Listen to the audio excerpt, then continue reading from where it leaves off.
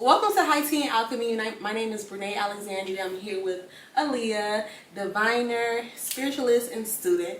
I met her a few years ago, and we had this great conversation about everything and anything regarding spirituality, twin flames, dimensions, aliens, all types of stuff. And so I invited her here today to give us some insight on all things great, all things spiritual, all things mysterious. So, what's been going on with you? Oh my God, what hasn't been going on with me? Just life. I'm currently at Georgia State University. It's my 4th year, majoring in neuroscience, concentration in pre-med, thinking about going to medical school. But I'm just finishing up school. I'm learning so many things about myself. I think maturing into myself, maturing into womanhood. My spirituality is evolving too. It's just so many different things, but in general I feel like I'm just growing and maturing into the person that I know I am, and coming into purpose. That's been the biggest thing for me, especially this year. So okay, yeah. Because you've always seemed like a person who, I can't say always, we only had a couple conversations, but based on the conversations that we've had, it seems like you're very observant of you and how you think. Yes, because I'm the same way. Because it's like I'm always, you know how they say, there's you, your body, but there's the observer of you. Yes. So it's like, it seems like you're more so sitting in the observer seat of your life. So instead of just experiencing it as a body, you're experiencing it as a soul who's been here before. Yes. So let's talk a little bit about past lives. Oh gosh, yes. I love past lives. So I think more I've been reflecting on kind of the importance of past lives, but it's so weird because it's kind of like a paradox. Like, technically, you exist now. And what we as humans perceive as the past and the future don't really necessarily exist. So technically, everything is happening all at once, which is so confusing. It is confusing, yeah. Apparently, according to quantum physics, that's kind of like how it's working. So I believe that you are a multidimensional being. And a part of your, I guess you could call it your soul or your spirit, is fragmented into this body now. But you're also in other places, other realms, other dimensions, having different experiences that conscious you right now is not aware of. And I think those are also what we call past lives. That's interesting. Yes, it's so interesting. I also feel like past lives are also linked with the ancestral realm, because they say we are the ancestors, so I avidly believe in that as well. But past lives, I feel like you're able to... Past lives help you reflect on the lessons that you're supposed to be learning now. So any challenges you're facing, any obstacles that you're going through in your present life, who you were in those past lives, you're supposed to extract that, either to utilize it or to kind of set balance and learn the lessons that you were supposed to learn, and just as a soul. But of course, in those different lifetimes, we have certain things that I feel like carry over. Especially when it comes to like challenges or obstacles or things that we have to work on. It'll kind of be like, I was just talking to somebody about this the other day, but it's kind of like a video game. Like, you know, in Mario, if you die or you get like, okay, it's a little like gap and you fall through the gap, or a Goomba's right there. When you come back alive and start the level over, you know, okay, I'm gonna jump over that Goomba next time, or I'm gonna move this way this time. That's so interesting. Yeah, that's like my perspective on it. It's kind of like they're there to be valuable and to reflect back aspects of your soul and why you're here again presently. So I think it all ties back to the present moment. That's really interesting, because I saw something where it said that your intuition is a nudge from your past life, not to do something or to do something in this life. So it makes sense with the jumping over whatever trick bag or trick spot there is in order to get to the other side. That's interesting, because I'm always wondering, because I have these really crazy dreams. Oh my gosh. And recently, meaning in the last year or so, I had 2 dreams. One dream, I was in an Asian country. I don't know how I knew I was in an Asian country, but I was in an Asian country, and I was looking at this empty space, and I knew this was an empty space of a building that had burnt down. It had my parents in there. And I knew that I was a girl, and I knew that I was an Asian girl. But I never saw a mirror. I never looked down and looked at my hands, but I knew these things about myself. And I woke up and I was like, how is that? How is it that I had all this information about myself and I didn't see myself? How? And it was so weird. And I'm like, I wonder if that was like a past life dream. I think it definitely You was. think so? Dreams are so, yes. Like, I think the weird thing about dreams that I hear from a lot of people is that you just know. Like, you may not have all the details, but it's like it's like all telepathic. You just kind of know what's happening. But I definitely think it's so weird because again, time is not real. So in that dream, I always think about it like this: that dream, wherever you were, whatever was happening, that's another realm. That's another dimension in which you exist. And your dream, you're sleeping and disconnecting from who you are now in this reality, and you go back to your larger, more expansive, multidimensional self. And so I feel like in dreams, we're able to access these different extensions or dimensions that we also exist in. So consciousness is so weird. It's so weird and so crazy. You kind of have to think about it without the perspective of time, which is hard for us because we live in the physical world. And so time is it's kind of linear. You either go forwards or you go backwards or now. But it's like we're multidimensional beings and it's kind of like beyond that. But I don't know. It's different. It's really, it's freaky to even think about. Because it's like, what does that even mean? What does that mean for me right now? Do I actually exist? That's what it'll have you thinking. It's like, and technically, no. Right. But it's literally like you said, like there's that observer. That's all that we know is kind of there. And that's why I study neuroscience. So like one thing that it has taught me, even from a spiritual perspective, is that like who you think you are is just simply a collection of circuits, memories, learning. The reason why we know anything about the world that we know about the world is because we've been taught it, either by looking at other people, observing the world around us, connecting with society. Those are things we learn. So who you think you are is just a collection of memories, thoughts, brain circuits that keep firing, that keep telling you. And that's why beliefs are such a big thing, because I truly believe that this reality is almost like a projection of consciousness. It is like a simulation. And what's in your consciousness will manifest. It's just so weird. So you are literally that observer. You're not your persona, you're not your body, you're not.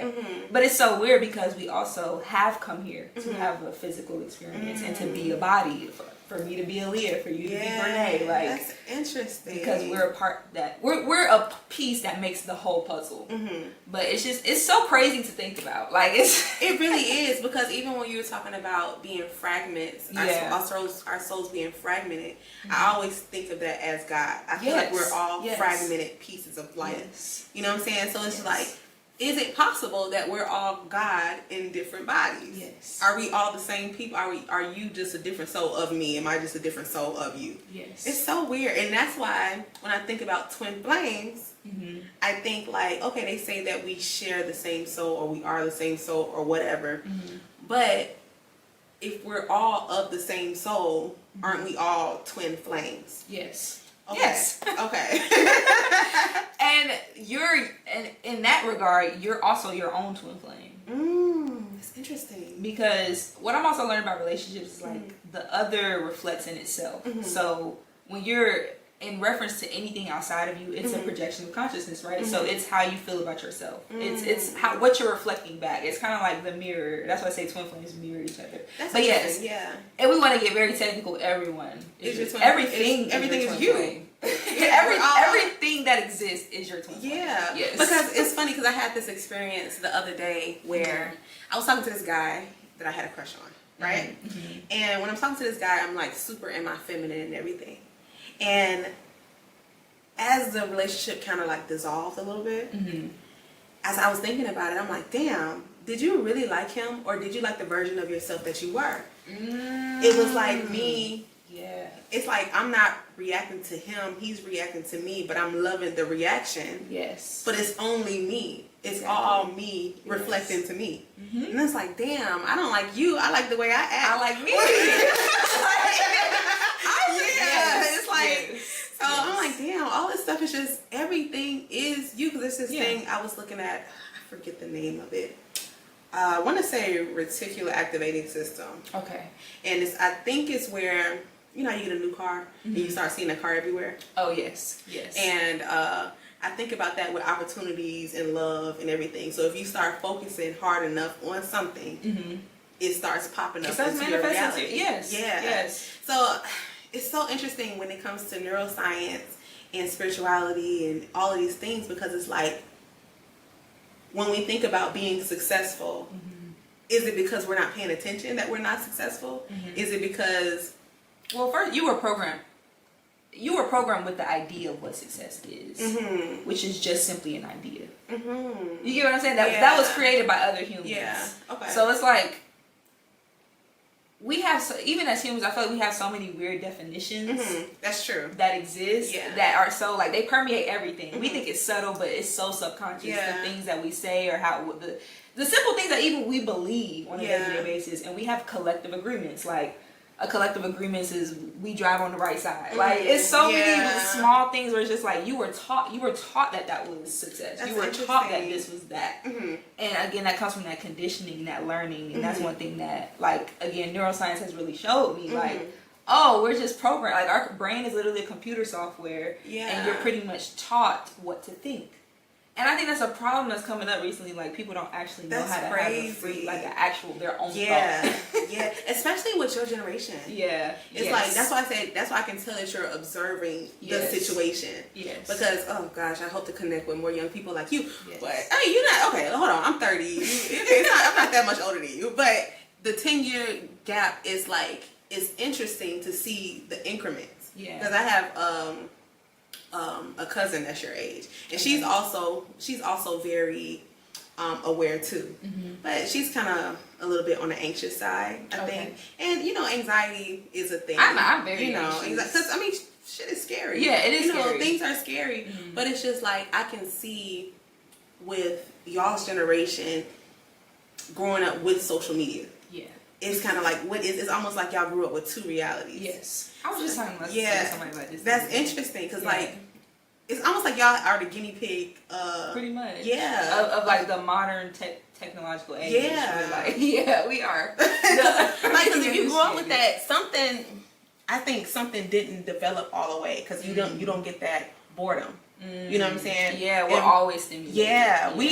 We were outside playing and stuff like that. We had slow days. We didn't have like internet and shit like that. It was kind of like an in between. We didn't start getting on social media. I didn't start getting on social media till, we had MySpace, but even with MySpace, you had to go to the house and get on the computer, or you go to the library and get on the computer. We didn't start getting on Instagram until I was like a senior in high school. Oh wow. I was in elementary school. So I was mostly pretty, So it's different. I don't know what that effect's gonna be on y'all. I mean, we kind of seeing it now with a lot of these YNs not knowing how to regulate themselves. Because that whatever didn't get developed, whatever it is that develops your coping mechanism. Because if you don't know how to cope with boredom, then I would imagine you don't know how to really regulate your emotions. So we gonna see. I mean, I ain't gonna lie, y'all generation is pretty scary. No, that's real. They are definitely scary.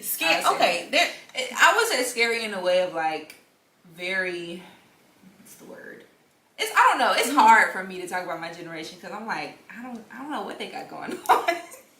For one, a lot of them are scared. So, which is understandable, and I have a theory about those shiesty masks. I would love to hear that theory. The theory is they're scared of the world. Like, you're scared to be seen. You're scared to be vulnerable. You're scared to look stupid. You're scared. I think that was another thing I was reflecting on. It's like authenticity. I would love some tea. But authenticity, a lot of people don't know how to. You want honey and cream? Yes. Okay. A lot of people don't know how to be themselves. I don't even think they understand who they are. I think that's the problem. Is like, when you go looking externally outward for things.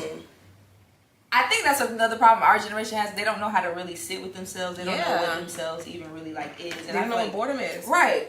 You haven't had that time. And boredom, I feel like that's really that space to think. If you put people in a silent room, especially someone from my generation, and just tell them be quiet for an hour, that shit, what would happen? I don't know. Yeah, that's a good question. What would happen? I don't know. But yeah, it's like, I think it's always constantly being stimulated, being told what to think, being told how to be. And a lot of people don't have that silence to really contemplate and sit with themselves. I don't know. I think that's what it is. It's hard for me to speak on that. Yeah, I mean, because you're in it. Yeah. And so you don't really have like a reference point. You have a nudge. You have an intuitive hit on it. Is it? You have an intuitive hit on it, but you don't have like a real comparison point. Yeah. But I mean, people always been crazy. Of course they said. That's what I'm Our like, generation is crazy. Their generation. Every generation is crazy. got something. They got something. But this is the first generation where it's like, half your brain is in reality, the other half is in virtual world. Yes. So it's kind of like, what does that even mean? Yeah. But I mean, that's another thing too. Like my grandma especially, she's always telling me about her concerns about AI, right? And like it taking over the world, taking over the youth.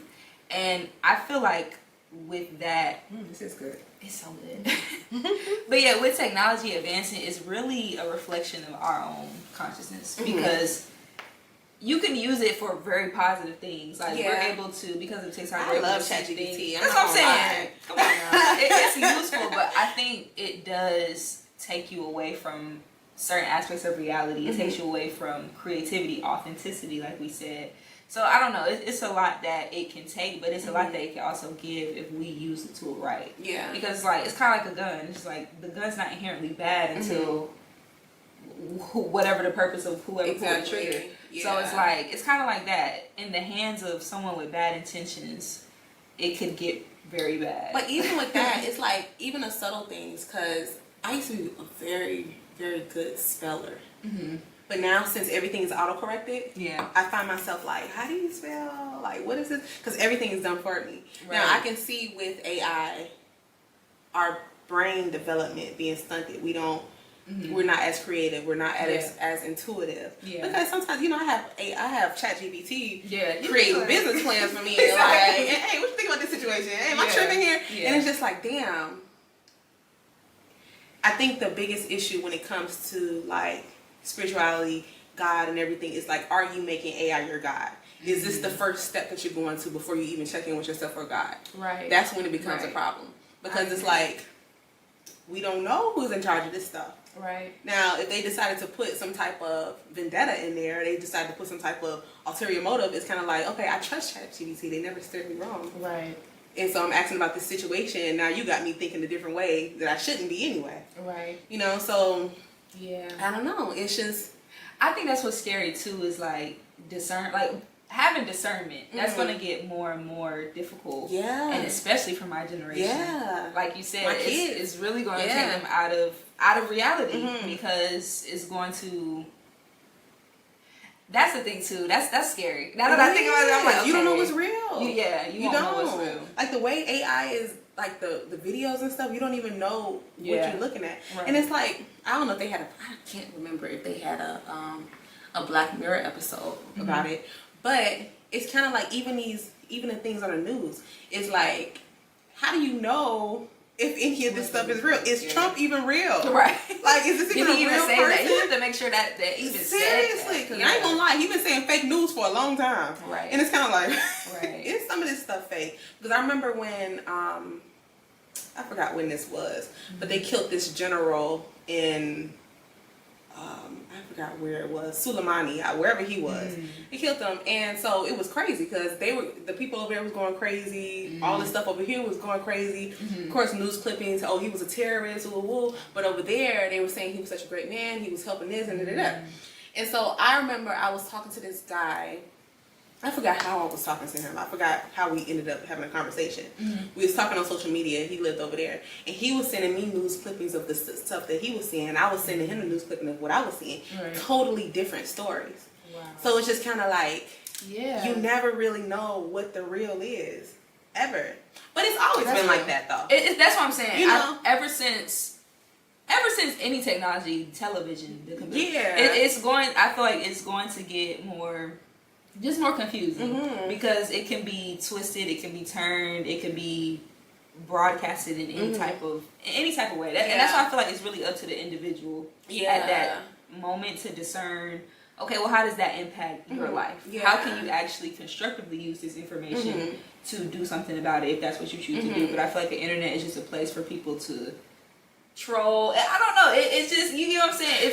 It's a place. It's not necessarily the most valuable source. Yeah. And I think coming up and as we evolve, the most valuable source is going to be internally. And if you can't go in there, you can't discern. Yeah. You're going to have a difficult Because that's the time. thing. You got to be able to slow down in order to do that. If your brain is always like this, you don't know what it means to chill out. Right. That's a problem. Right. That's a big problem, actually. That's why my kids, my oldest, I kind of stopped letting him watch a bunch of different things on TV. My oldest is autistic. Okay. And he's not, what is it called? Low functioning autism, which means he's not super, Yeah. But he doesn't have a lot of language skills. Okay. Right? And the thing about that is, I'm kind of switching gears here a little bit. With him, he sees things that we don't. Right. And I'm wondering, even aside from obviously the internet and everything, I'm wondering if it's a frequency that he's on. Right. That one may be stunting his language, or maybe he's not meant to talk. And that's what keep going. I don't want to interrupt your thought, but like, even to this point about what people define as like illnesses or mental health disorders. I mean, that's been the biggest thing. Like, I took a clinical neuroscience class this semester, and that was it was just amazing to me how much we don't know and how tricky, I guess, those mental things are. But I'm like, are they just processing reality in a different, like you said, like a different frequency or in a different understanding? And in my head, I'm like, who is actually sane? Who is actually like, what is sanity in this world? Like, truly. Right. So, and even when I think about language, like you said, I feel like people on the spectrum who have autism, I can see how language is frustrating because language, especially how we convey it in English, it doesn't really convey what we're trying to convey.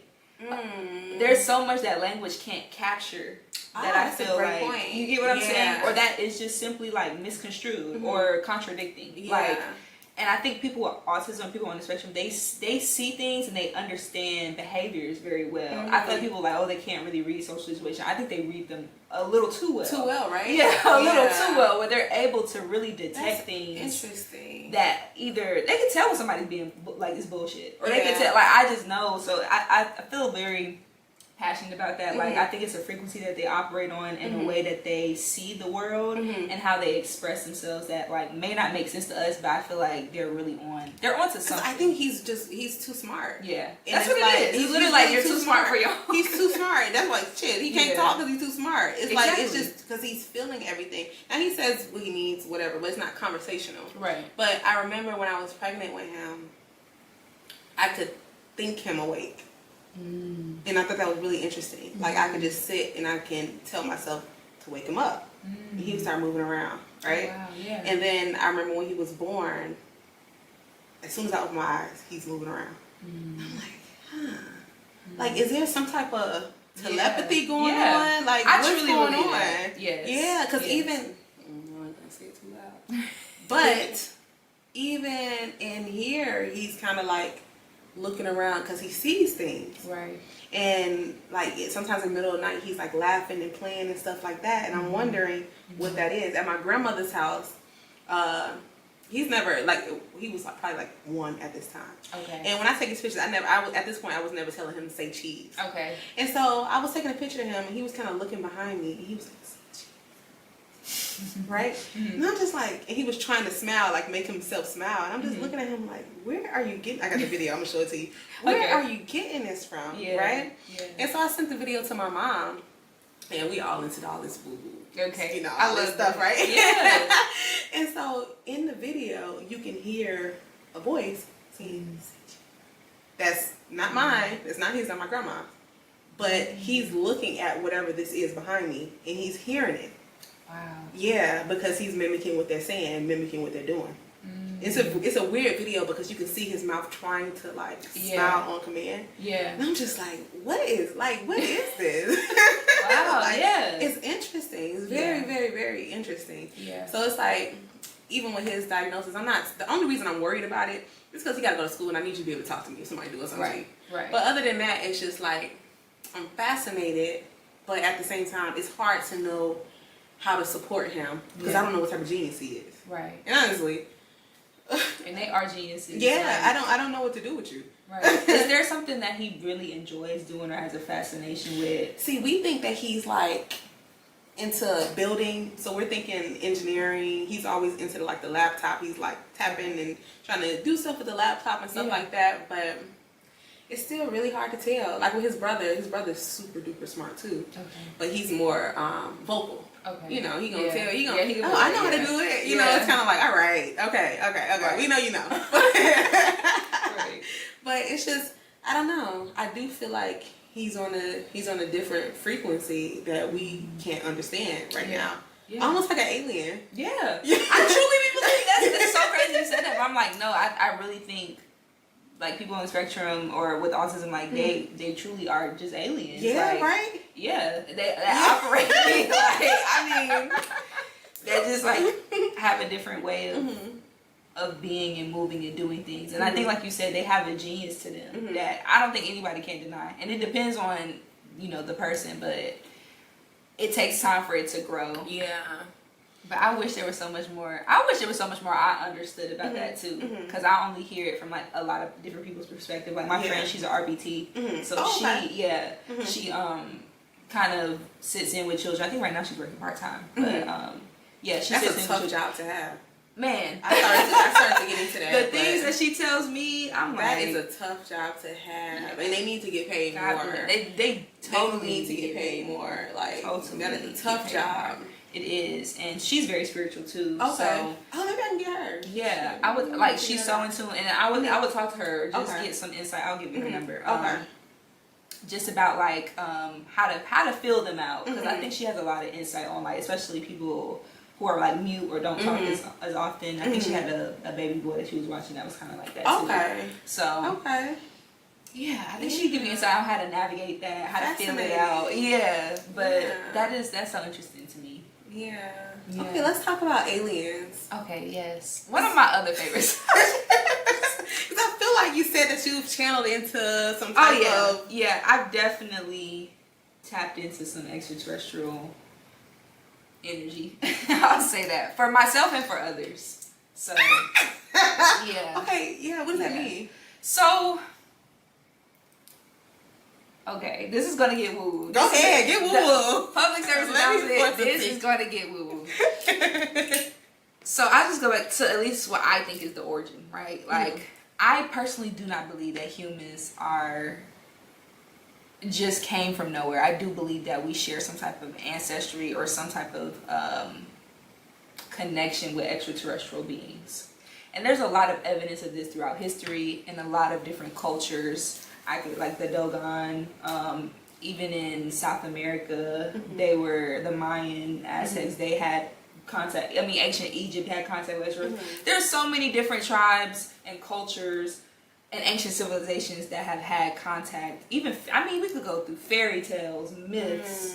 There's so many different things. It's just like, okay, there's more to this world. There's more to how things have happened here that meets the eye. Even the ocean, like that's just teeming with I feel like this otherworldly energy. So I really do feel like Earth is not the first planet. It's not this original blueprint. Like we have a lot of themes from a lot of other a very vast, I feel like, cosmic history of creation that I don't think we really know about, but I totally feel like we're connected to certain extraterrestrial beings, certain primordial energies as well. And there's a lot of things that we learned from them, a lot of things that got disconnected and shut off, but that's essentially what it is. We're connected not only through, as a human, to these cosmic civilizations, but also as a soul, we have experienced life on, like you said, past lives. It goes back kind of into that. We've experienced life on other planets, in other dimensions, in other realms. And a lot of times we've had to, before we came to Earth, to prepare for certain things. And that's why I feel like like I said, who we are is so much more expansive and multidimensional than I think we actually understand. And I went into that heavily with like quantum hypnosis therapy. Huh. I've never heard of that. Yeah, so it's pretty much like they put people into a very deep hypnotic state, and they can recall their past life experiences. Wow. And it gives them a lot of insight into their current life. And a lot of times when I'm gonna send you a person on YouTube who does these. Her name is Allison Coe. But when you listen to them, they're not usually in human bodies. They're recalling lifetimes where they were on different planets in different forms. Maybe they were just pure light. They were just. It's very interesting, but it gives a lot of insight onto kind of like how fluid and multidimensional things really are. Yeah. But I feel like us as a human collective, we're not really like prepared for that. But at the same time, we're opening up. In these human bodies. Yes. So I don't know. I don't even think I answered the question. How do you connect? Like, what do you? Oh, okay. So I'm a tarot reader and a diviner. So usually how I connect is through like the cards. I'll get certain messages, or I'll get certain sensations. Like I've connected with it's a place called Lemuria. I went into a whole deep dive. Yeah, like ancient civilizations like Lemuria or Atlantis. I think you told me about that. Yeah. So I was diving deep into that, and it's so hard to explain it. It's so hard to put words to, but it's like it's a connection. And okay, I remember a very specific channeling that I got one time, and it was like we're kind of watched by extraterrestrials or aliens. And I think they got a lot more stern with it. That was so crazy. They got a lot more stern with it after kind of the world wars and them making kind of like the nuclear bombs. So we have aliens that kind of watch and make sure that our planet is not completely destroyed. Because there's so many times where like we could have just destroyed this earth completely. So there's a function to all of this in the grand scheme of things that I don't really understand, but I have channeled just a lot of extraterrestrial energy, and they always kind of tell me of shifts that are happening in our evolution that they've experienced. So like example would be like the Pleiadians is what people have heard of, which is like our cousins. That's who we got our genetic makeup from, the 23 chromosomes. What are they called? They're called Pleiadians. Pleiadians. Yes. I'm gonna have to research that. Yes. Okay. Yes. I'm so I know you way too. Look, you too advanced. You gotta take the third grade. Yeah. Okay. That's what I'm trying to simplify it as. Like we're just gonna say extraterrestrials. There's so many different types. There's so many different, ideas, and even in, again, ancient civilizations, different texts. There's a lot of it. Now, does it get scary? Yes. Okay. Like you probably heard of reptilians or greys. Yeah. So another thing too is that certain species aren't necessarily sentient, meaning, you know how we have emotions and we feel things and we have empathy, or we have this sense of like, we need to help others, we need to care for others. Not all civilizations or beings have that same... They're animals. Yeah. They're animalistic. Or they're more logical. They're more like analytical. They're more, this is what it is. Yeah. There's no feeling to it. There's no empathy to it. So there's a lot of beings like that, and you want to watch out for them. There's a lot of beings that are just, let's just say, not good. Like, there's a lot of forces in the universe, period, that are not good. They don't necessarily want to see life thrive or you thrive. Oh my God. Yeah. So how do you compare that? Do you believe in demons as like in the way that the Bible talks about it? That's a little complicated. But I do believe. Is it more simplified in the Bible? Yes. Okay. It's a lot more simplified in the Bible. Okay. But yes, what we know is, I guess, demons.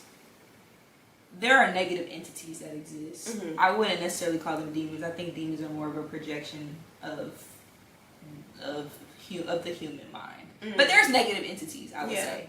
Definitely negative dark entities that exist. There's negative spirits who have a difficult time transitioning if they died in the way, or if they were just evil spirits. Really? Yes.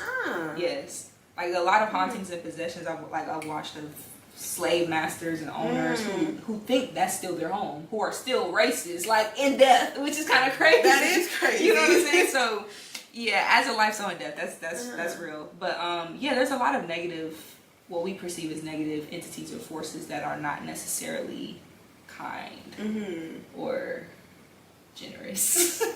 Wow. Yeah. Yeah, it's so much. That's a lot. Yeah. And this is like all just from information that I picked up and that I felt intuitively. Because if you ask anybody, I don't fucking know. Right. Like no, I can't say I've talked to an alien or whatever, but I've got inklings. I'm a very intuitive person. I'm psychic. So there's just certain things I feel and experience, and that I'll know. Like I had a recent dream of it was like a rainbow ship. It literally, that was my first time ever kind of dreaming of aliens as clearly as that. But it was literally a spaceship, and it started forming. It was like a whole bunch of lights in rainbow colors, like in the sky, and then the ship just appeared out of nowhere. It was in the shape I can't even describe it. It's like the shape was moving too, but it was like this rainbow shape. It's so weird.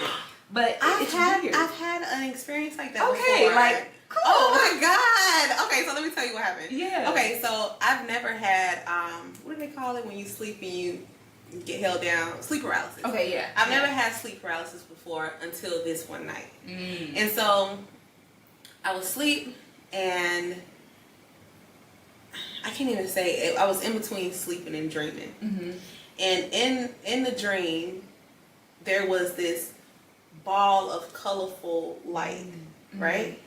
And at this time I was in sleep paralysis. And it was like, basically in order to get up, say I have angel guides, right? And the I always say one of my angel guides is gay, because the way he was talking, he was like, you have to speak things into life as though they were. Say, I have angel guides. I have angel guides. I have angel guides. And I said, I have angel guides. And then I woke up. And I came up out of it. And then I always see these angel numbers forever, 31, 51, and 11. And I look at the time, it's 2:51.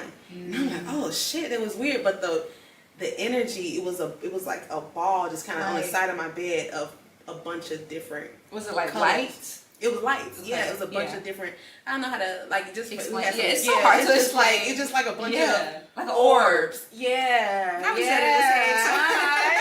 Yeah, so I guess that's what it was. Yeah. Wow. Yes. So okay, angel guides and these extraterrestrials. Yeah, angels are also extraterrestrials, and that's why I also want to just say that a lot of what we call even extraterrestrial just simply means not of this terrain or terrestrial environment. So a lot of different species are what we consider extraterrestrials, angels included. I include them in that too. So do you believe in angel guides? Oh, definitely. Okay. Sorry, I said that kind of aggressively, but yes, definitely. Okay. The angelic realm, we like this. But I definitely believe in angel guides. Yeah, because I've never like really tapped into it because I told you how I met you. I was trying to get into tarot, but it's kind of like I wasn't able to understand it on my own without looking up what the definitions are. Yeah. That to me is kind of like, yeah, I got the cards, but it's not like I'm not reading it based on my intuition.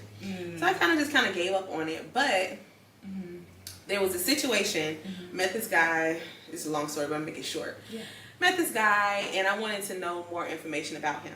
And so that entire day, I was kind of like, okay, I'm going to invite in my angel guides to guide me today. Yeah. And I want my gay angel guide to come with me. Period. Because I was feeling his vibe. Yeah. And so, so all day, I'm kind of making myself aware of this presence in my mind, right?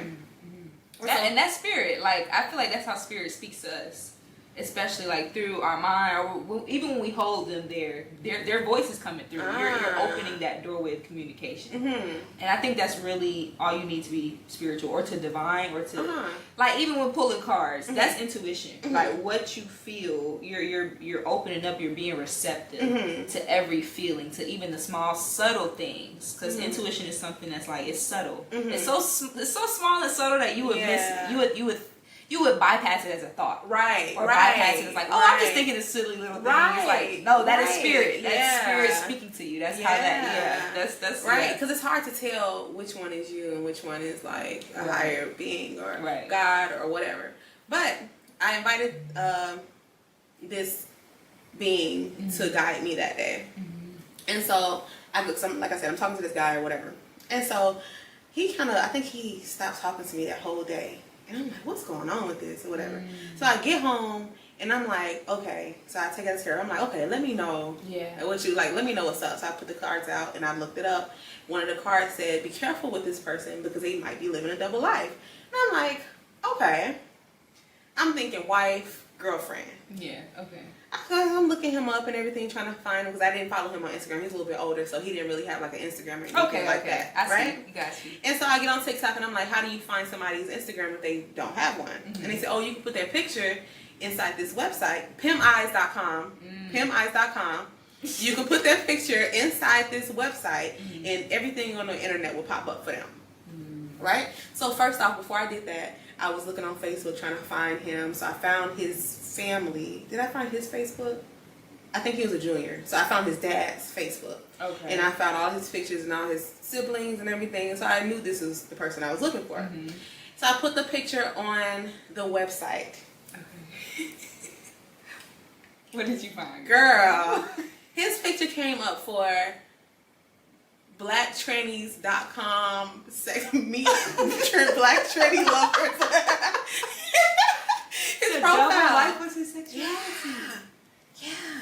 Yeah. And imagine the gay one giving me that information. Exactly. And he's like, bitch, I got that. He's like, I'm trying to tell you this. You just didn't let me in.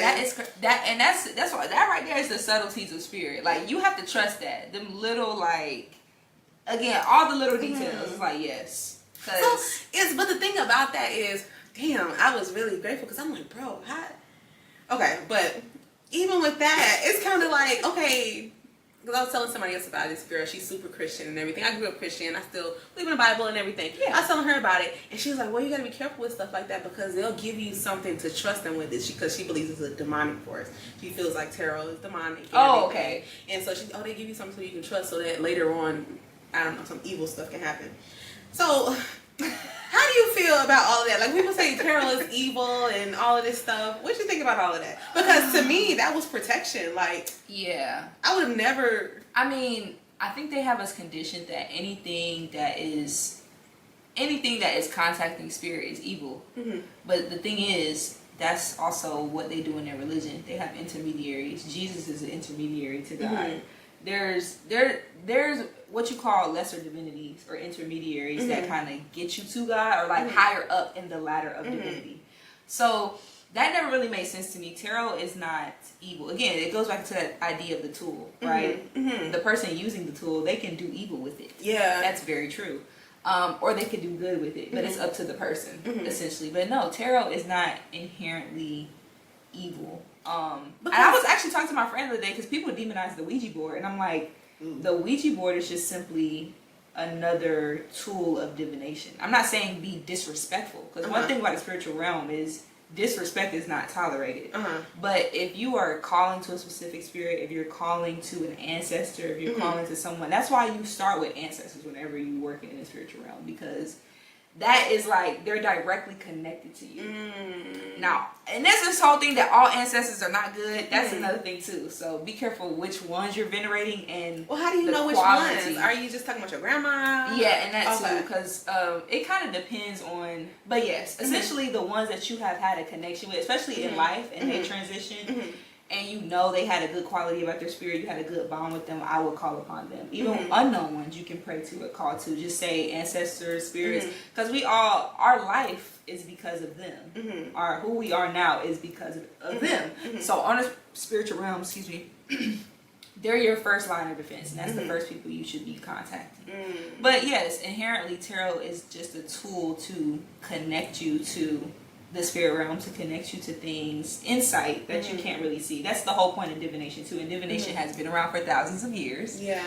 And it is older than religion itself. So how can something that's been before be inherently evil? That I don't understand. Well, they say that about African a lot spirituality of, that's too. what I'm saying. A lot of indigenous and African spiritual culture and concepts have been demonized, and that's very intentional. Yeah, because I'm like, even those same people, I'm like, when your ancestors were brought to this country as slaves, they weren't allowed to read, and the only book that they were allowed to read was the Bible. Right. And the Bible at one point justified them being a slave. Right. So I would never understand that too. The same slave master that's beating you, raping you, doing all of these things is praying to the same God that his harvest be plentiful, that his slaves be obedient. And you're praying to the same God. Yeah. Which prayers is God truly answering? Yeah. So I think that's the thing too. I think people forget that, you know, you had a whole culture. But see, that's the thing. The Bible is supposed to be a tool too. Existed. Exactly. Yeah. Exactly. So it's all because the Bible. I mean, I believe the Bible is holy. I believe that God's hand is in the Bible. But I think it's a tool for your relationship with God. Right. Because even, you know, I know some scriptures in the Bible and everything, but sometimes you can be speaking to somebody and you say something and it's like, oh, that's in the Bible. Right. And it's kind of like, okay. Right. So, because obviously the Bible is a tool so you can get to know God's personality. Right. But, to understand God's personality, you have to have a relationship with God, right? Yes. But if I have a relationship with God without the Bible, and I'm still saying things that are in the Bible, it's kind of like it's clear that it's a tool. It's a tool. But most people who say that, it's strikingly obvious that what we're talking about is not demonic. I know tarot is a poor example because it's just like, but people say crystals is demonic. Truly, what to cut to the chase, they think that their religion and what they believe in is the only way to God. They believe that they have the key. That's true. The single sacred key to divinity. And everything else, every other religion, every other tool that has probably existed thousands of years before Christianity even came into existence, they believe is not of the way and is demonic. And that is just, that's just inaccurate, and it's fear. And it's fear mongering. Yeah. Because you mean to tell me of all, why, if God didn't want these things to exist, why do we have all of these tools? Why are there thousands of different religions on the face of the earth itself? What is it called? So that doesn't really make sense. The Book of Enoch? Yeah. I think it's like 13 books that they took out. Yeah, because they said at something, I don't know if it was the Book of Enoch, but there was something that said that fallen angels came, slept with the women and everything, but they was also the Anunnaki. And that's one of the extraterrestrials. Okay. Yes, that's one of the extraterrestrial civilizations that came down. That's why I say we share ancestry and DNA with certain extraterrestrials. They don't really want us to know that, but yes. That's interesting. Yes. That's really interesting. And those fallen angels, right? This goes back into that angelic realm kind of idea, because in the Bible, this is what they say in the Bible. On the day that when Satan betrayed, you know, God, and he got kicked out of heaven, God kicked him out of heaven and trapped him on earth, pretty much, with all humans. And he not only kicked out the devil, it was some other angels that was disobeying God and followed with the devil. So he kicked out those souls, and the souls the angels who came here and made it with humans, which they have in the Bible, they say these angels made it with humans, those souls also got trapped. And that's why I say we're not only dealing with the devil, but we're dealing with principalities and other spirits who are trapped here because God won't accept them back into heaven. So it's just crazy that, again, what they're saying all this, but your Bible says the same thing. Yeah. So like that's interesting. Yes, those are extraterrestrials, really angels, whatever you want to call them. But yes. Because I'm wondering, how do I say? You know how in the Bible it says, of course, he flooded the earth and everything, but in the beginning, and there was a flood historically, like even back in ancient times, it didn't flood the whole world, but there was a great flood that took place. Lemuria, or these ancient Atlantis. That's why I say Atlantis is underwater. I don't know about Atlantis. I've heard of it, but what is that? So Atlantis was a civilization, like an ancient civilization that was operating on a certain frequency. It was pretty much like they had the technology, like pretty much what they're trying to do now. They had the technology, but they also had the spirituality. That was our most open and receptive we were to not only nature, but the spirits and the other things that existed in this realm and other extraterrestrials. That's where we were getting our information from. That's where we were getting our technology from. That's how humans were able to ascend and become civilized, not only as, you know, literal animals, because we're animals too, but as races, as civilizations, as just evolving into all the stuff that we know as modern humans today. So it's kind of like a lot of corruption essentially ended these civilizations. And there was a major flood that also wiped out a lot of the civilizations as well. That's why the Bible's always talking about the Great Flood. Something's always talking about this Great Flood, because that was Atlantis, that was that age, or Lemuria, that was pretty much that age where we were very... Everybody talks about that. That was the age where we were very spiritually in tune, or they call it like our fall. It's kind of when our ego started getting in the way, and we started using these technologies, these very spiritual tools that were given and gifted to us for the wrong purposes, or it got in the wrong hands, essentially. So it was kind of like, it's so weird. It's like the fall of man, or the curse of man. Yeah. So right now, the whole point of like this new age spirituality and the awakening that's taking place is kind of the remembrance of where we were and how we descended, and we're trying to re-evolve. We're trying to get back to that point. And that's why we also still have help from those same extraterrestrials, especially the Anunnaki, or what they call the fallen angels. They're still very present. A lot of people are speaking to the Anunnaki. And that's coming out more. A lot of people are having interactions with the Anunnaki. So they're watching us. They can't really interfere, because as a species, we're going through an evolution. And like I said, a lot of these civilizations have been through that same evolution, or have been through that same thing on their planet. So they're more advanced than us. And it's kind of like they're looking over babies right now. Yeah. And they're like, we can't interfere. We got to let them walk. We got to let them learn. But we will stop this bitch if they try to blow some shit up or fuck some shit up. Yeah. Like, that's kind of like crazy what it is. Yeah. But right now we're in the process of re-evolving, and a lot of what we call these lost civilizations, Atlantis, Lemuria, a lot of souls who are awakening in this lifetime come from these places, or come from these great ancient times on Earth where things were very different. Or what we call old souls now. Yeah. That's coming in. Even, I don't know about this new generation. They just some completely different souls. I don't know where they come from. This new generation. The one after Gen Z, after mine. But yeah, it's interesting, the different waves of... My kids, I really feel like they're reincarnated.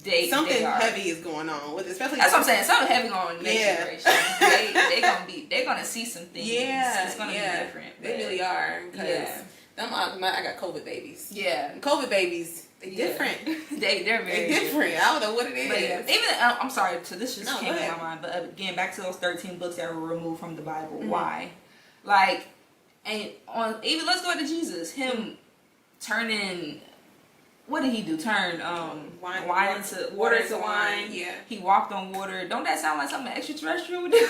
That's true. But then, what always sticks out to me, that a lot of religious, because I go to church and everything, but my church is not religious. Yeah. My pastor, he's spiritual. He's like, I'm doing away with religion. Religion has really screwed us over. And because it's man. Exactly. It's the interpretation of man. We're coming to an age of spirituality on this planet now where you have to have a direct connection with God. Exactly. Because that's what Christianity is supposed to be. A relationship. You are going to be led astray if you're still trying to go to a pastor. You're still trying to go to the internet. You're still trying to go. If your religion, this whole system is falling apart. Yeah. Religion with it. Yeah. So it's just like, and that makes a lot of people uncomfortable, and it's totally understandable. But it's not serving us anymore. Yeah. And I think we, as a human species, we have to get to a point in our evolution where we see this shit is pointless and it's not serving us anymore. These systems that we created, it's not effective for everybody. And that's why I feel like it has to get really bad and turn to shit before we can get I feel the same way. That's why all the Trump stuff, I'm not really afraid of any of that. Right. Because I feel like everything has to be dismantled in order for us to there's no working around the system trying to make the better one. We can just throw this shit away. It's gotta be. It's gotta be. Like, this was built off of the backs of the oppressed. It's never been, for the people. Yeah. It's just, it has to all be torn down. Yeah. It's going to be interesting though. But it is going to be interesting. Yeah. Because even in the Bible it says that the rapture. You're going to, not even that, you're going to do better than, you're going to even do more than I did. Jesus is saying this. You're going to do more than what I'm doing. Right. So it's just kind of like, that's interesting. Right. Because it's like, okay. He that is in you is he that he that is in you is greater than he that is in the world. Exactly. Yes. Exactly. Yes. So that was what, and that's what I'm saying. That's what all of these spiritual teachers came to help us understand. Like, Jesus was saying, "You're Christ." That's what he's going. You're Christ. Everything I'm doing, you can do it. You just have to have the faith and be connected to the Creator. But he even tells you that, like in the Bible, it tells you that you have Jesus' mind, Jesus' faith. You have, so it's like, okay, am I Jesus? Yes. And it's like we're Jesus. Technically. We're all Jesus walking around. So it's Yeah. like if you say that I can do greater things than even Jesus, it's because it's God's power through you. Right. So it's kind of like they want us to believe that we don't have the power, which is Yes. why religion makes Yes. us so humble and nah. It's nah. oppression. Yeah. It's a tool of control and Exactly. oppression. If they can take who it is, sorry, I'm burping. That means I'm speaking the truth. If they can take who you are innately and remove it from you and say that it exists in this man somewhere in the sky, or say that it exists out here that you have to praise and worship or pay money to connect with that's it's a form of control and manipulation. And then anybody who actually use that power, harness that power to heal, to uplift their community, to revolutionize things, to want to change things, they got assassinated. They get killed. That's true. Not Harlem, but the what they call the witch trials, where they was burning us at the stake because they're afraid of people who are actually living in that power, in that understanding of who they are on a divine level. So it's I think it's a lot of manipulation and a lot of just so many things. Exhausting. It's so exhausting. God. I just want to go outside and pick berries and fruit and just eat. It's and just live. exhausting. Why is I'm getting manipulated this way and this way and this way? And it's like, but that's why you have to have a relationship with God. You gotta have that voice that says, you know, and you feel it. And I think it's important, especially for this generation coming up, because I feel like those are my people. I feel like those people I'm supposed to be messing. I'm supposed to be tweaking with this generation after me. Yeah. Because it's like if you don't have your intuition intact, if you don't have your relationship with God, you are not gonna make it. Yeah. You're not going to make it. Sanity. You're not gonna make it. You can get screwed over left and right. You're gonna be depressed. Yeah. You're not gonna know who to listen to. It's like you're gonna lose your soul. Yeah. Yeah, you really are. Because it's gonna be dormant. Yeah. It's just gonna be dormant, and then if it's dormant, you don't realize the potential of it. Someone can hijack it. Exactly. Someone can feed off of it. Yeah. It's just a whole bunch. It's getting spiritually crazy out here in these streets. Yeah, it really is. It's like spiritual warfare. It's not even like they it's crazy. It's a war. It is a war. It's quite literally a war going on. I feel that. And things are just shifting and changing. I feel like everybody feels it. Things are changing on this planet. I mean, it was 75 degrees and on Christmas. Yeah. Like, I mean, just it was too damn hot. Like, it was hot. Yesterday was hot. Yeah, that's crazy. I never, something's definitely changing. And I feel like the earth, I was just talking about this, but it's a book called The Great Cosmic Mother. And it talks about, the original religion of the earth. Okay. The original religion that we praised before we praised God was nature. Because we are an emanation of nature. We are alive because of nature. So the earth mother is what sustains us and what sustains all life. Yeah. So in ancient times, it was always praising nature. And even if you go back to ancient African and indigenous practices, from so many different cultures, they praise nature. They praise the spirits. They praise the rocks. They praise the water. There's a sacredness, and that's why I really don't like about religion or even Christianity sometimes. It doesn't point back to the sacredness that is around us, to the thing that is sustaining everybody on this planet. Yeah. And so I think when we get back to worshiping the earth, honoring the earth, that's when we can really not poison it. We poison ourselves. That's why we pollute the water and we pollute the air. We pollute our bodies. We pollute each other. So you get what I'm saying? Yeah. And I think they have to wake up and realize that you're cutting your nose to spite your face. Yeah. The things that you're doing to this planet, things that you're doing to the people on this planet, you're doing that to yourself. Right. That's you. Yeah. That is a reflection of you. Yeah. And I think that's what's happening. This awakening is kind of like this remembrance of the Great Mother. And she's tired. Yeah. I would she's tired, and at a certain point, if you can't, she's going to start changing. Things are going to start changing on the earth. The weather's going to start getting very weird. Things are just going to be shifting, and some people will just simply not be able to handle it, or their frequency will not be able to adjust. And again, that's another thing that I channel that the extraterrestrials, certain civilizations try to help us with, is the adjustment of the frequency. Because this planet is changing, whether people want it to or not. You know, and she will take you off if your frequency is not a fit. I was just about to say, because they say, I forgot who it was. I want to say it was Billy Carson, who said something about the world heating up. Yeah. And it's some type of cycle that it goes through every, I don't know, few hundred years, where it's a really, really hot period. And if you can't withstand this radiation from the sun, then you're not going to make it. Yeah. And it makes me think of white folks. It's like, what am I trying to say? Right. Like, if you're not melanated enough, are you going to survive it? Right. You know, and we see that the death rate is higher than the birth rate of white people. Clock it. That's what they really scared of. They are. They're terrified. They've always been afraid of that. They've always been. And I thank you so much for saying that, because I was telling my parents the other day, I was like, any oppressive system is designed to keep the most inferior and the most weak at the top of the food chain. Yeah. That's why they have to make those systems to oppress you in order to live and to be sustained off of you. And I feel like the biggest thing that white people don't want black people to know is their genetic predisposition, is their genetic inferiority. And that quite literally they could not exist. They probably, if we honestly, and that's why I feel like they don't like interracial kind of connection or things like that, because their bloodline could be wiped out, and they like it almost now, because the only reason they're gonna be able to survive is if they get with a black person. That's the only reason. That's the only way that your lineage is going to carry on. And that's why these white women don't know why they're so attracted to these black men. It's because instinctually they have good genes. And you know you gotta survive, and that's the only way that you're gonna survive. Thank you. Yeah. And that is why I love studying science so much, because it really puts like things into perspective. And science, it don't care about your feelings, it doesn't care about your moral compass, what you believe in. Science is science. We're animals. Biologically, we choose what we feel like is going to help us reproduce on an effective level. Of course, there's some, again, we have systems in place that are out of the natural order. White supremacy is out of the natural order.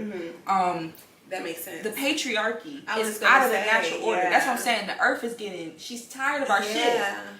These things are out of natural order, and that's the thing. They think they can define nature. They think they can just fuck over nature and she's going to be okay. And then, no, she seeks balance all the time. If she has to emit a volcano, if she has to do a tsunami and clear some of the shit out, like, it's always going to be balanced. So I think we have a lot of things that aren't natural, but I feel like I'm getting off the point that you were talking about. But okay. It's a lot of things that's just that we do that are not in the natural order, or and you know, with nature and how it's supposed to be out of harmony. Yes. Because I don't think that men should have ever been in charge. No. They are no.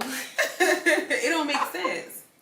It don't make sense. Like, I don't know. So let's talk about the rise of the divine feminine. Yes. Like, what's going on? What's the energy like? What are we feeling? Oh my God, yes.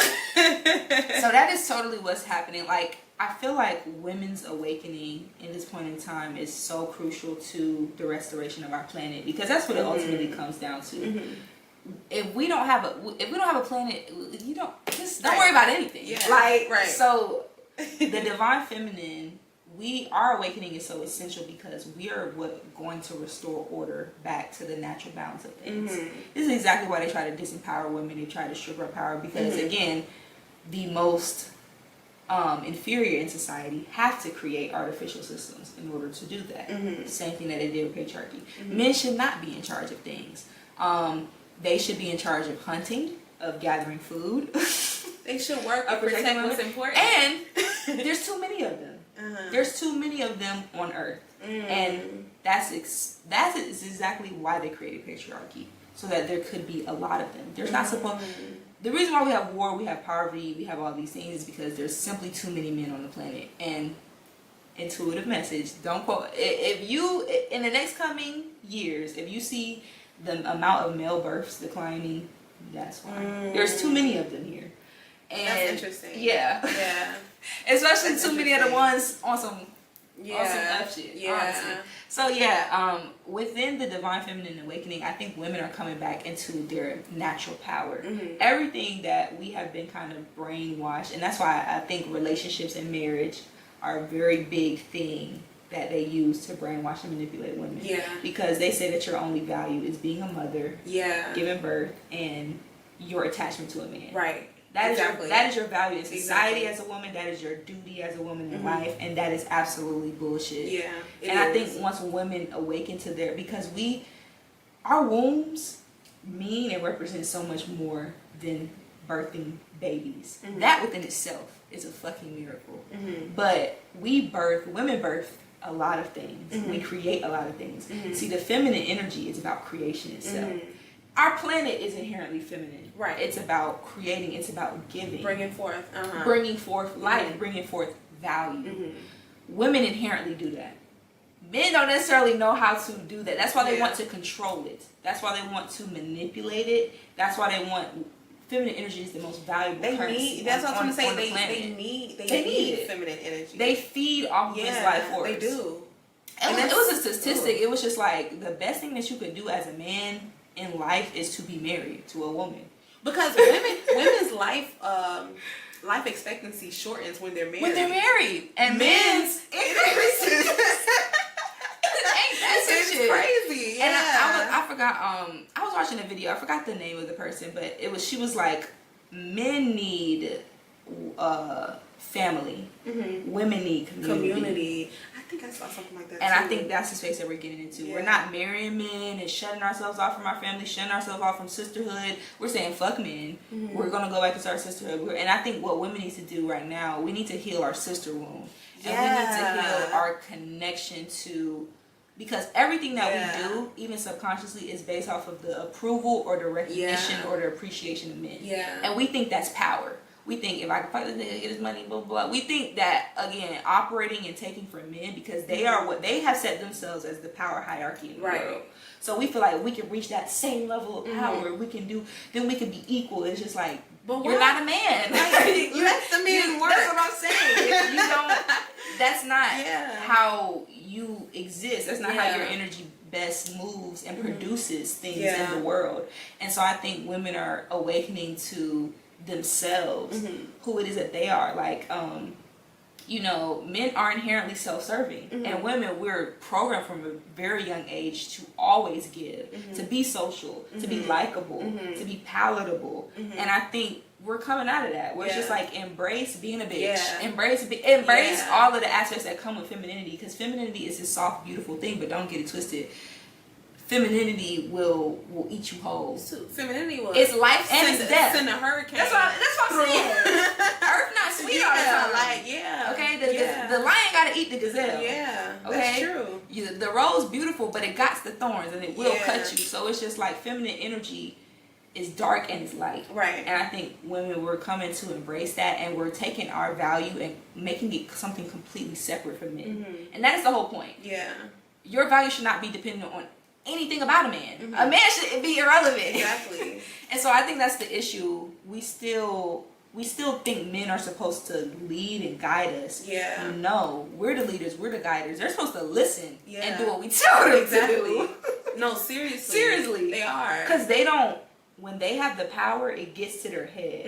They don't know how to... And they're easily manipulated. Again, they're self-serving inherently. So they don't know how to take power and use it for the greater good of their community, or use it for the greater good of the people around them, or the emotional regulation of everybody. That's what a real leader does. Because women know how to do it. Leadership is feminine. All of the nurturing. You have to be, Yes, you have to nurture people. You have to restore life into people. That is the quality of a leader. And men don't. They only know how to win. They only know how to compete. They only know how to gain in the name of their ego and for the sake of their pride. I'm not saying women don't have pride. Right. But when we do things for the quality and the nurturing of others. Just instinctually. Everything's gonna always have to have a hierarchy system anyway, even in femininity, because you got some women you don't necessarily trust. No, and let's keep it real. It's like there's gonna always be a hierarchical system, but it's just like even those wounded feminine women have more capacity, I think. But even then, it's just there's always two sides to a coin. You know what I'm saying? Yeah. You're always going to have some women who's going to go against the grain, who's going to try to do this, who's going to try to backstab. But it always comes from a place of hurt and fear. Yes. But it's like... And insecurity. And so it's like... I don't know, because I understand, even in dating and relationships, I understand where men come from when they talk about certain women. Oh yeah, you got good men, you know, in the world and everything. But a lot of these women, because I haven't had any like really bad experiences with women. Yeah, me neither. Like I haven't been screwed over for real. Now, I mean, maybe in hindsight, I'm kind of like, oh, that was kind of messed up. Yeah, you have your little moments, but I've never been like completely screwed over. You've never been like hurt by a woman or deeply. But I've never been deeply betrayed. I've never been deeply betrayed by a woman. I don't want that. Yeah, because that shit would hurt. That shit would hurt more than the man. Honestly. Yeah. Because where does that even come from? Like, where do you have a thinking pattern? But at the same time, it's like this whole girls thing, and that's cool because I feel like I consider myself a girls, but it's kind of like I can't just be a girls to a girl that I know. You know what I'm saying? This girl husband in my face, I don't know his wife, but I can't do that to that woman. Like, you just a dirty ass man. I can't do that to her though. That's real. It is. You gotta be a girls when nobody knows that. Yeah. You know what I'm saying? Because that's the only way that we're gonna be able to really heal everything. Yeah. Because it's all energetic. Yeah. You know, so until everybody's, because I think that's the poison of the patriarchy too. Is like pitting women against each other. Yeah. Because women are in competition for men for the attention of men. It don't take or it could be beauty. It could be like but it could even be what always, you have. It's always that it comes down to a man, because I was even like ultimately it really does. Yeah, like it does, because I was thinking like wanted to lose weight. At first I was thinking I can lose weight because I want a high value man. Because you know high value men, they say like this petite women and you look a certain way and everything. And I'm just kind of like. Yeah. It feels like a lot to do in order just to be in a position. It's like, bro, I'm not gonna do all of that. I'm not gonna do and then it's just like when you think about everything, you look more marketable. I remember when I got pregnant with my oldest son. One of the first things that came to my mind was, damn, I'm lesser in the dating market now that I have a child, because you know. I mean, they try to act all traditional now. Yeah. But before, a woman was more valuable, virgin, no kids, and you know, all this stuff, you're more valuable. Right. And so in my mind... Again, another tool for the patriarchy to tame women, to tame their sexuality. Exactly. I think that's why they want us to get married young, because it's like, you start... It's all a program. Because it's like when you're young, you don't really know, you haven't really gone through the experience. Yeah. But man, now that I'm 30, it's kind of like... It's like you've done all the things physically to become an adult, but on the inside, you're not really an adult. And I think that's the trap of getting married early, is you're not reliant on this person. Even if it's not financially, it's spiritually. Yeah. Now you have children with them. It's like, it's you're binding yourself to that person. Yeah. I don't think most women really, because again, women are sold the beautiful white picket fence and the fairy tale. Yeah. Aren't you just gonna love your kids and love being a mommy and love being a wife and doing all the work and being a slave? Like, that's your role. That's your whole point of existing. Girl, I was a stay-at-home mom, and it was terrible. Exactly. Just nurture. Just continue to nurture everyone, and just deny yourself of anything that you want in life. Right? Yeah. Like, that's what being a woman is. Hell no. Yeah, exactly. And you're less than if you don't have kids. And you're less than, You're less than if you don't have a husband. And it's that, like, at a certain point, women we're gonna reach menopause where our wombs will be useless at that point. And it's crazy how society will just throw you away. Like, as if it's like if you can't have sex, if you can't procreate, you're not of value. But I think I read somewhere that in a lot of animal kingdoms, once a female reaches that age where she can't have children anymore, she's usually thrown away, or she dies at that age or something like that. Humans are the only species that survive past childbearing ages, and they're trying to figure out why. And it's mostly because of the wisdom. The woman has more wisdom. Yes. And so because women live longer. Exactly. Yeah. So you're supposed to teach. Yeah. You're supposed to. And that's why you stop having children. Exactly. Right. Because I've done my time with the kids and everything. I had my babies and everything. Because if you think about it, the mother is the first teacher. Exactly. Even the grandmother. Yeah. There's something so deeply spiritual about the grandmother. The grandmother archetype. But yes, like, the woman is the first teacher. Yeah. She will need to be there to continue to teach. Exactly. And men's lifespan is fairly short. And it was something recently where they were like, they try to convince us that only women go through this hormonal thing where they stop, whatever. But men also have a plummet of their hormones around like 30. They get more it's earlier than ours. 30?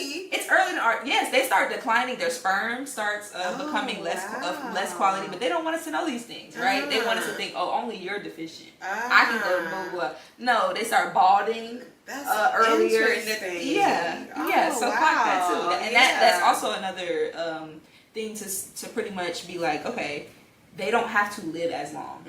Their main goal is to procreate. That even on a biological level, their main goal is to spread their seed as far as they can, because they're gonna die sooner. So the whole point of life is to like spawn, procreate. Cool, I live on and die. Like so that's why also men die later, because they're ultimately just supposed to spread their seed. Yeah, because if you we birth, so we're not gonna be wanting to have sex all the time or even needing to do that for all of our lives. It's just not necessary. So yeah, that's unfortunately, especially in mammals and primates, which we are, males literally only exist to pass on their genes, use their muscle and like form to help defend and die. I mean, that's it. Because we need them for their strength in their muscles. If they don't have strength in muscles to help us survive, right? It's no point. There would be no point, and that's the thing too. In a lot of primates and mammals, which we are, like they are matriarchal. Yeah, most of the species are. So I was just having this argument with my kid's dad, because I recently went on a date with this white man. Okay. Right. A white man asked me on a date like a few days ago. I didn't. He didn't initiate it. It was. How he was young? No, he looked like an older. Okay. No, because this is one of the best dates I've ever been on. Okay. Like from valet being taken care of, him texting me, letting me know where the restroom is. He got there 15 minutes early. He knew the lay of the land before I got there. This is what's going on. We waiting for the table. He's letting me know everything before I even get there. I pulled to the valet. Oh yeah, I see you outside. I'm gonna come down and pay the valet. Everything was just taken care of. Right. Even when it came to packing my food up, I was like, they brought me the to-go box and he packed the food up for me and everything. Yeah. Where was I going with this? What was we talking about before? We were talking about we were talking about men. I was talking about biology. This is not the point. I wanted to talk about just white folks, white men. Damn. Okay. Anyway, it'll come back. I do that too. I'm like, it'll come back.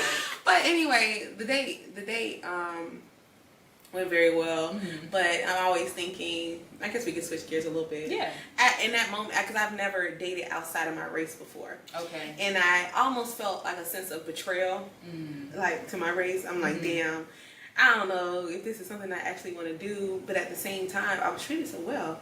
And it's been hard to find a man in my race that's going to move the way this man was. And a lot of black women who are with white men, they are treated very well. Yeah. So it's just like, I don't know, girl. It's like even with I've never want to fight for same race relationships. I'm sorry. I know that's probably like, I mean, I'm just like, whoever treats you the best, whoever you feel like you can grow a bond with. I'm mad I missed that point because I forgot because I was going somewhere with that. But yeah, I don't know. Some black men are definitely just not.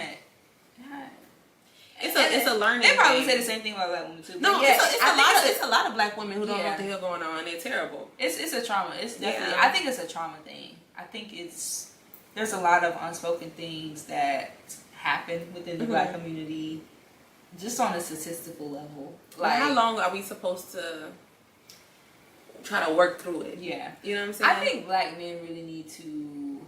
I don't know. I guess I gotta stop being so one-sided. Sorry, but I feel like we just all need to work on ourselves. I really don't know. Relationships are a difficult part about it. I think black women need to invest more time and energy into themselves and think about who they want to be and what their purpose is, because women have so much purpose. We have so many things, again, creation that we want to bring forth. We're very creative. We make things, we sew things, we So there's a lot in us that we want to do and create, and I think we need men who are supportive of that, but we're so focused about getting a man that we can't pour back into our divinity, our purpose. We can't replenish ourselves, and so then we get very drained. We can't find a man who knows how to replenish us because we're always trying to replenish and hope that that's good enough to get the love, get the crumbs. That, you know, we feel like we, and that's another thing too, like black women, we always like, yes, I want my black king, I want my black man, I want blah blah blah, but it's just like, he not shit. Like, again, a lot of black communities will praise men who are not very present, and it's not even so much who are because not, even with the argument of there's this argument going around that says the issue with the black community is that the community, the children are raised by single mothers. Yeah, right. It starts with the women. That I will say. It does start with the women. But if women are single and the fathers are not around, there's a lot of things that come from that. Yeah. Poverty, you know, the reason that the child is not going to be raised right. Yeah. And so, but it does start with the woman, and the woman is the first teacher, but it puts all the responsibility on the woman, and it takes the responsibility off the man.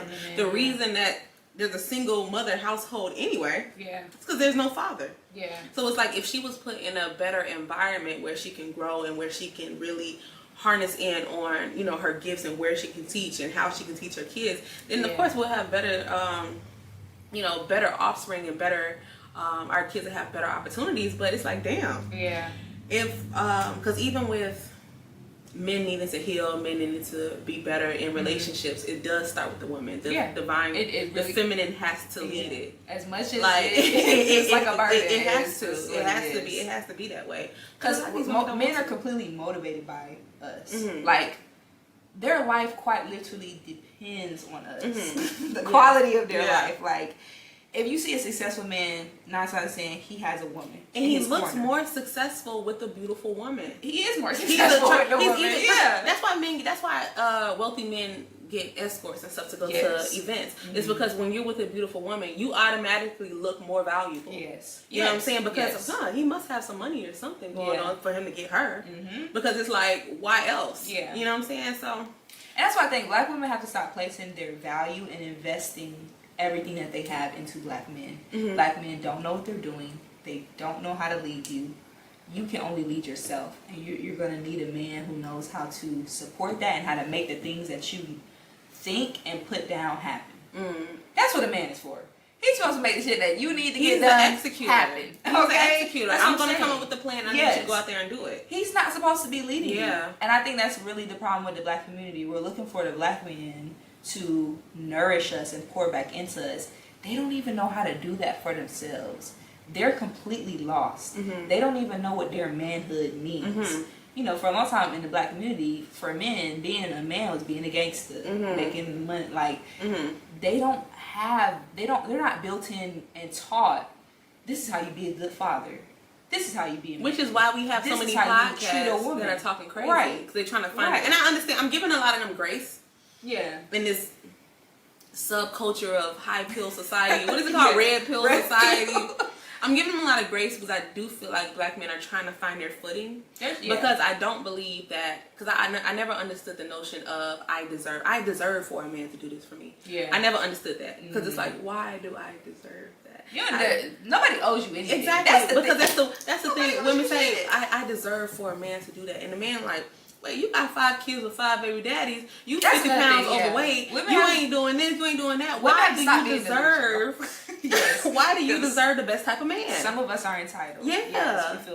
So that's why they're trying to find their footing where it's like, okay, if she deserved it, what do I deserve as a man? Right. And that's the thing. You don't have to worry about a man choosing what makes them happy. Women, we sacrifice our happiness, our well-being. Men, they done with you. You cheat on them one time, that's it. Oh yeah. You do one thing they don't like. I'm going to live for myself. Men, and that's the thing. I feel like some women, I feel like I envy about men is they know how to move the fuck on and let their life be their life. They make a mistake, they don't dwell on it like women do. Men don't live in constant guilt and shame like women do. And we can't even blame them for that. Like, we have to look within on that. And that's why I'm saying, even all these relationship issues, it's like, we have to look within ourselves.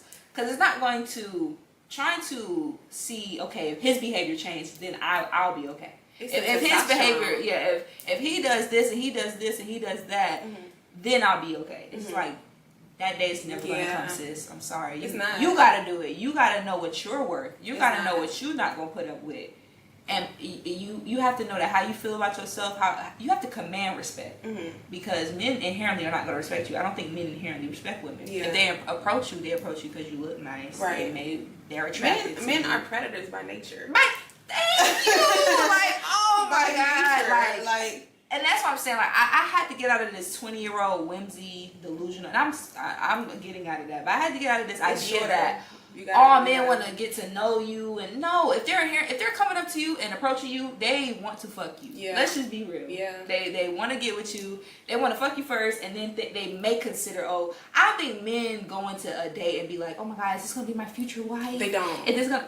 He's just trying to see if he can get a good time out of you and go about his aside day. from fucking, like, fucking is the physical manifestation of him wanting to siphon energy from you.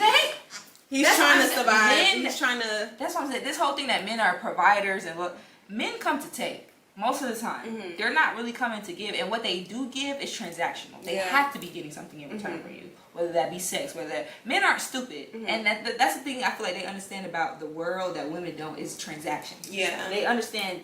I got to do this to get this. Yeah. And we still kind of think like, oh, love and romance and again, we're brainwashed with that. And of course, men know it's a complete game, and that's why they'll romance you because they know, okay, she likes this. These are her weaknesses. Oh, she's really insecure. I could use that to my like. This is literally how men think. They analyze you. Like they don't necessarily. It's not necessarily a conscious thought. And sometimes it's not conscious. Yeah, if you're consciously thinking that something else going on. Something else is going on. You're like something else is going on. No, but it's an instinct in them to do that. That is their nature. It's a survival tactic. I think that's the thing. Men study women's nature.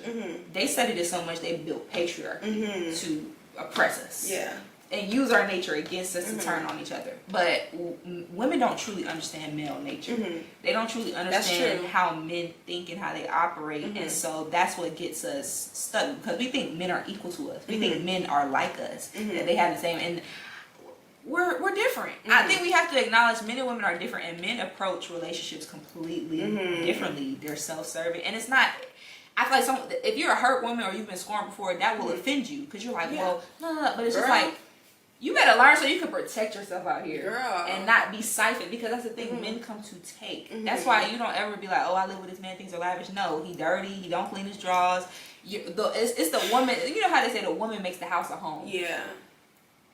I'll just leave it there. Yeah, like men, if only men. Think about it. If there was no woman on the face of the earth and there were only men on earth, the earth would be on fucking fire right now. Right. It would just. But they don't even need. Like the only reason. Because somebody said, "Oh, when I say things like women are more valuable, women are the value." Yeah. When I say things like that, men are like, "What do you mean? They don't like do it without men." Egotistically, they don't like that. Because women couldn't build. We built all this stuff. It's a man's world. We built the railroad. We built all of this and stuff. And most of you got motivated. Your motivation is women. You only do it for the women probably had the blueprint. Exactly. And you took it. Put your face and name on it. That's why, yeah. Behind every great man, there is a woman. Yeah. That just is what it is. Yeah. Like, even, I think writing, like, a lot of women used to write the shit for men for most of the presidents. Yeah. Like, they don't, that's why I'm saying, men can't lead you nowhere but to hell. Yeah. That's true, if you let them. If you let them. And I think that's what the question you originally asked was the divine feminine awakening. Taking back our power. And that means so much more than just taking his money and going on date and like all that little girl shit. Yeah. And I'm 21, so I'm still a little girl, and I'm able to say that's some little girl shit. No, see, you gotta like, it's that's why I say it's getting shorter because I'm only 10 years older than you. Yeah. But I had more time to kind of fully be around and say, oh, love. You have time to be delusional. I had time until it starts taking away from your life. You don't have time for that. Yeah. You got maybe another year or two. Yeah. And that sucks. Yeah. Because it's fun. Yeah. You know what I'm saying? It is fun. It's fun to be delusional. It is fun. A little bit. Because it's a drug. And it's like, when I was going through, because I had at one point. Because you don't have to face the truth. Exactly. It's like the truth will set you free, but first it'll piss you off. You don't want to hear that shit. True. It's true. Because even like, because you know, some people use drugs, some people drink and everything, and some people lay up with niggas. And oxytocin and serotonin and all that stuff. Oxytocin is the bonding chemical. Oxytocin is a sedative. So when men have sex with women, they get clearer. They get that post-nut clarity. When women have sex with men, we're getting sedated. Yeah. We feel closer to them. Even if they're not... It doesn't matter. Oxytocin is literally bonding us to that person. And then it's different too because women, you're being penetrated. Meaning they're placing their genetic information, they're placing their DNA, they're placing their body fluids into you. Yes, they're getting some of yours on them, but they're inserting theirs into you. That's changing your anatomy, it's changing your chemical makeup, it's changing it's changing so many things. The woman's body even attacks sperm as if it's a virus. Yes. You know what I'm saying? So your body's being infiltrated too. Like it's we have a very like acidic kind of pH. Yeah. So it attacks it as if it's something that's going to be attacking your body. Yeah. And it low key is. Because you get to oh my God, like that's why I say I have these seasons where I allow myself to be into a situation because I know I do too. I know once I get into the situation I'm gonna be a little distracted. I'm gonna be hella distracted. But I know when I want to get serious, I can't mess with no man because my mind is not gonna be where it needs to be. No, you know what I'm saying? I don't want you get consumed. Women get women get consumed because there are some women who can sleep around and not feel anything, not do anything. And I don't know what that is. That's a numbing mechanism because again, it's oxytocin, right? Sex is just a release in general. It's a release of hormones, it's a release of stress, it's a release of tension. Like I was looking at this video of like primates. So that's like the next humans are primates. So like you know our family, the apes and the monkeys and stuff like or chimpanzees. I think monkeys are kind of more down the line. But anyway, they were saying that in certain chimpanzee I guess groups, mating or sex for them is not just for reproduction. It's for like solving social conflicts. If there's a fight, if there's something that they don't agree on. Yeah, so sex in their society, their little ape society, is a tool of settling conflict. And you know, as that makes sense because humans we fuck not just to have sex or to procreate, but we have sex for so many different reasons. And I think people like that, they're usually having sex to fill a void or they have some deep trauma that they're trying to like satisfy through that form of connection, or they think it's a form of connection, intimacy, but it I don't know. But it's very interesting. But yeah, sex is it's definitely a tool, and I think I don't know. I'm going all over the place, but I think men definitely understand the power that women have over them. They understand that a man could be the strongest, he could be the toughest, he could be all the things that men live up to or make them feel like a man, but pussy.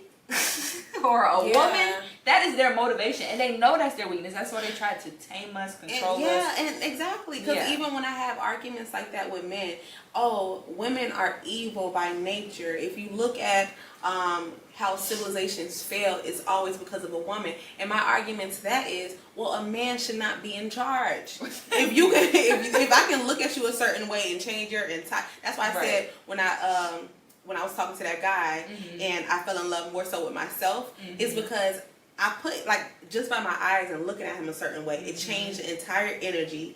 It changed him. He was stuck. And it was just like, it was interesting how that femininity can change the entire energy. Yes, it can. It was crazy. Feminine energy is attraction. It's attraction. Feminine energy is pleasure. It's feminine energy is sensuality. It's what makes... Feminine energy is what makes sex good. That's why the men who come around and they fuck you and they just pounding you or they going like that is that's inherently masculine. That's not desirable. Yeah, and that's the thing too. Like men have to go into that receptive feminine energy to even understand sex to please a woman because what your feminine energy is that it's creative. So it makes up a lot of sex, and that's why if you're having sex with a person who's just like very masculine or has a very masculine approach, it's probably not gonna be that enjoyable. You want someone who's slow or who like seasons the moment. I've had that experience. Obviously, we all had that experience. And in order to do that, they have to tap into that feminine energy. So it's like, feminine energy is something very powerful, and I think that's why again, they have to create artificial systems to feel powerful. Yeah, they're easier to conquer. Yeah. Women, we don't follow. You're not gonna. Yeah, you hear all that, like what he said, women are evil, like the Jezebel spirit. Yeah, Jezebel spirit and stuff like that. It's because you can't resist. You can't resist. You can't resist the pull. Yes. You can't resist the gravitational pull from feminine energy. Now, gay guys get that feminine. If you tap into it, we all can embody. We all can, yeah. You know what I'm saying? Yeah. But it's just like women outside of sex. Because once we have sex, we are like as much as we say it's casual, it's not casual. Yeah, you like. I don't even know how you can bypass. I guess if you could, the only way you can bypass that oxytocin is by just getting out of there. Yeah, I think. At that point, don't kiss them, don't look at them, just get them out of there. That's the only point. I don't know. Yeah. I don't know what else. But yeah, like men, I don't think that's the biggest threat to them is feminine energy because they can't resist the feminine pull. Yeah. And that's what I'm saying. It was so interesting that I had that effect on him. I've never done that before. It feels good. I love doing that. I just started doing that recently. Good. And I'm like, ooh, I'm just enjoying myself. And that's one thing. It's intoxicating to me because women know how to inherently enjoy themselves. Men have to constantly perform. They have to constantly be this. They have to constantly perform, and they don't have the luxury of just doing something, being free, and then being like, ooh, we love you for that, or whatever, give us more. That's what feminine energy does. It pulls in almost effortlessly by just enjoying yourself. I said that being in its body, being in your body, and enjoying yourself. Like that's really what attracts men. I was watching a stripper who was talking about that too. She was like, I'm competing with a whole bunch of girls who are way prettier than me. And she was like, it's not about that. It's about the magnetism. It's about how you feel about yourself. It's the seductress, the feminine energy that really pulls people That's true. Yeah. Because that's on even outside of men when it comes to money and opportunity. When it comes to you magnetize everything. That's why I say women are the wealth. Yeah. Because we are. Yeah. Our ashe is the wealth. Because if you're having sex with a woman who's in this body, you can't help but for it to come. The least you could do. Exactly. It's compensating. You got to. You got to because it's like that's why I said that's why anybody always says a man who finds a woman finds a good thing. Right. And favor from the Lord. Now. I never said a woman. Exactly. The favor is if she's a woman, if she's somebody, if she's doing the things she needs to do. The favor from the Lord is her magnetism. Right. The favor from the Lord is abundance because she is abundance. Yes. She is, all things good. Yes. You know what I'm saying? Especially if you're pouring into her, especially if you're making sure everything's good. You can't help but to. If I got water all over me and I touch you, you can't help but to get wet. It's like you can't help it. It's like it's just a part of it. Yeah. So that's what you come from, and I think that's another thing too. Is like, I mean, all fetuses are female before they, that's know. True. So it's just like they essentially come from us. They're a part. They're a part of us, and I think that's the thing too. Like, it's like coming to that understanding. And men have to humble themselves, and I think women have to be more in themselves. They do.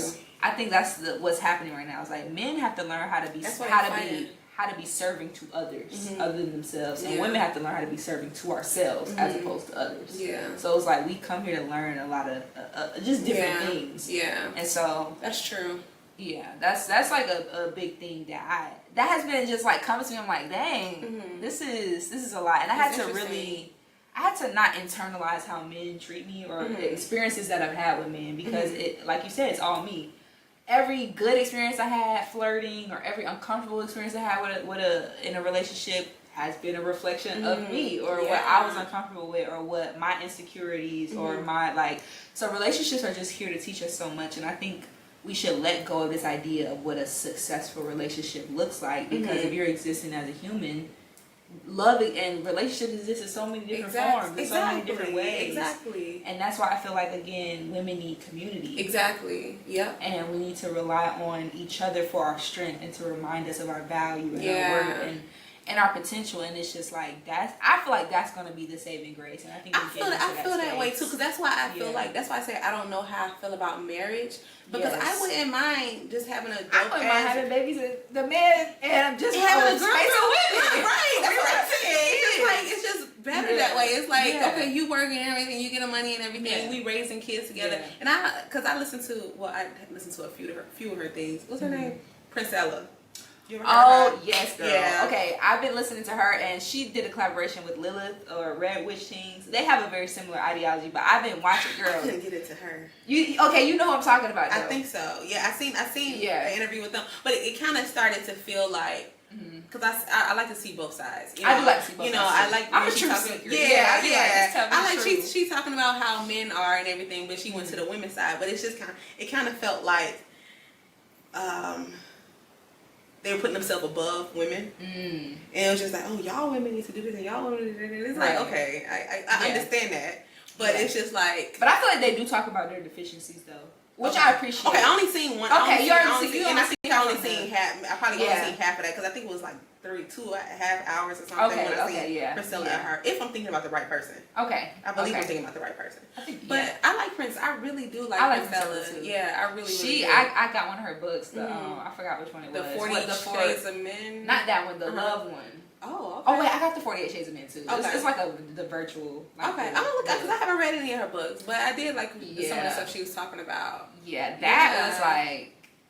I remember when I first found her, I just started watching her for like a week. Me too. I was like, girl, me too. It was like a whole nother awakening. Me too. It was a whole awakening within itself. And I was like, damn, because and the thing about it that was so, I guess, shocking for me, but also I couldn't get enough of it was like, even when I reflected on it, I want to say, well, not all men, but I thought about all of the men in my life. Too. And even the men in my mom's life, the men in the women in my family's life. That's I'm like, hard. It's hard to they all were like this. Like, it's so, it completely shattered. But they would tell you too. If you ask them. Yeah. If you ask they would tell you they that would shit. tell you. Yeah. But at the same breath, and that's what it kind of infuriated me. Because I'm like, why didn't my father equip me for how men really are? Why didn't my grandfather equip me with about how men really are or what men really and they just won't. I'm like, y'all just lied to me, and y'all like, I don't know, because I'm like, as a father, it's your duty, but anyway. Yeah, that's a good point. But yeah, when I watched those women, it was like I had a resentment for the men in my life, because I'm like, y'all let me live out here like a fanciful fairy. Y'all know who y'all are, like, and not even in a crazy way, but. I see. That's why I say I don't think they're not conscious when they do certain. They're not, and that's it's so just, it's crazy it's to me. instinct. It's just instinctual. what they are. Yeah, like men are manipulative instinctually. So it's crazy that they say we're manipulative, and I know we are, but they're like manipulating in this way that is so. And then it's this whole gag to keep women like asleep as to the game of like how they play, and it's crazy. Yeah, because I was telling this guy because I work with a bunch of men. Yeah, and so it's interesting. So you get to see their mind. Because I remember it was the girls watching. She was like the women who know the most about men are women who work in male dominated fields and women who are sex workers. Those they know the most about the psyche. I would look. Yeah, girl, I'm gonna watch that. Yeah, that would be cool. Yeah, I think that's totally what it is. Yeah, but it's just like the men that I work with, I can tell there's some type of complex because I work in a warehouse and I work with mechanics and engineers and stuff like that, giving them their parts and letting them know where things are and how whatever. Yeah, and so. Sometimes I can hear the mansplaining. Sometimes when I say certain things, they're looking straight past me. They don't want to hear what I got to say. They talking to him. They talking to him. They talking to him. They asking him. Because they respect that. And it's just kind of just like it's just interesting. Yeah. But then as soon as I'm talking low and talking slower, they kind of just like, what are you saying? That's the instant where I'm like turning on this thing. That's that feminine energy. It's not. Feminine energy doesn't try. It just kind of, I'm going to talk slow. I'm going to do what I want to do. Yeah. Because the minute I'm like, okay, no, it's like this. They're not paying attention to me. Yeah. But the minute I'm kind of like sitting back and then just kind of observing and everything. Hey, what do you think about this? And it's like, I just told your ass 25 minutes ago. Right. But okay. Right. But I don't know, girl. It's all interesting. But I hate to cut us off. Yes. But I don't know how much. We got to. I'm like. Well, this has been great. It's been so great talking to you. We have to definitely do a part 2. Yes. Talk about whatever you want to talk about. I'm open to everything. Cool. And let us know where we can find you. You can find me on Instagram at the Aaliyah Simone. You can also find me on TikTok. I think it's like Aaliyah Taylor 7, something like that. I'll put it in there somewhere. Okay.